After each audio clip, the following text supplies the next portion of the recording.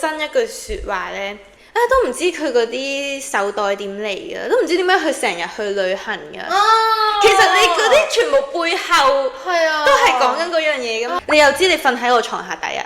我都有聽過係針對我嘅朋友同我講翻就話，我之前有男朋友咧話咧，我睇你 IG 咧，覺得你似俾人包咁樣樣咯，即係我唔明點解一個男仔係會講出一啲咁樣嘅説話。我覺得就係我個社會風氣咯，即係社會風氣流傳住好多呢啲講法，跟住聽嗰啲人又會覺得係咯幾得意啊！即係食餐飯都話俾人包，黐線！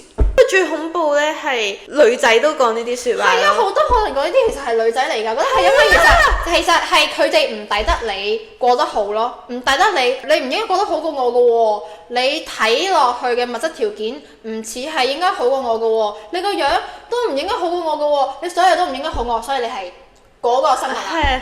我哋 IG 俾你睇嗰啲唔係我哋嘅全部，我哋就係俾我哋吃喝玩樂你睇。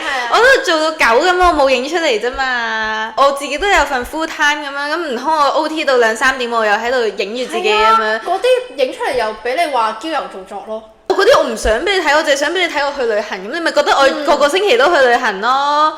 咁你影一次去旅行，使分開10次出。